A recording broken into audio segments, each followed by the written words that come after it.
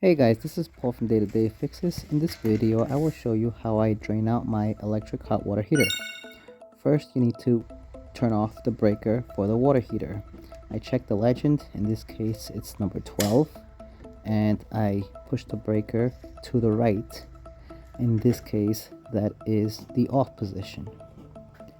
Then I will go to my hot water heater, and if you've never done this before, you can open that area up circled in red and use an electrical non-contact tester to make sure there is no power.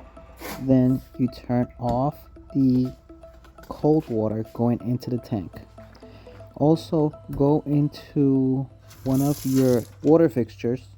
It could be a bathtub if that's the closest, or it could be the kitchen, and open the hot water. If you have cold water, you're not sure, the cold water should be running because we didn't turn that off. And then the hot water, when you switch it over to the hot, there shouldn't be much in the line. We will pause it here for a little bit just to say that if you've never done this before, or you know that this has never been done and your water heater is on the older side, do not do it. Leave it as is. But if you know maintenance was done, then you can do it. We don't want to clean out your hot water tank if it's never done before, because that sediment may be covering up a tiny hole, and if we clean that out, you may have water wherever your hot water tank is located.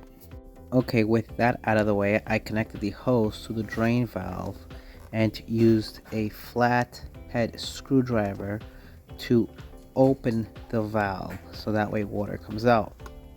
There were times that I used this pressure relief valve and opened it up so that way more pressure is pushed down the tank and water flows out.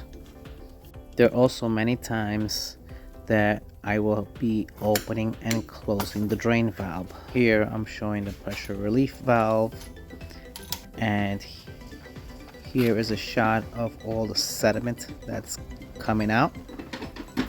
I try to do this cleaning once a year, and every year in this hot water tank, this is the amount of sediment that comes out. I roughly spent about an hour and a half opening and closing the valve, opening the pressure relief valve, adding some more water so the tank can mix up the sediment and raise it up to the height of the drain valve so the sediment can keep coming out. If at any point you don't see any more water coming out, it could be that the drain valve is clogged with sediment. So in this case, what I did was put a small rod in the drain valve. Now, no need to put something 12 inches, 18 inches long. Maybe 8 inches is enough to just clear it out.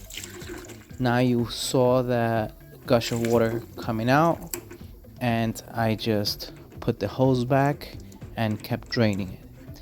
I did this a few times as well, because I did get some sediment stuck in there.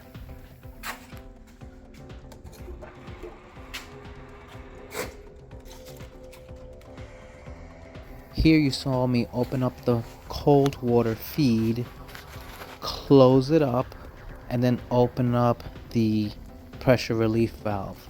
Once I opened it up, you did hear some water leaving. There's definitely a lot of sediment that came out of this hot water tank, but now we're finally done. Before you turn on the hot water tank, make sure you turn the hose valve to the off position, and you turn on your water feed to the tank.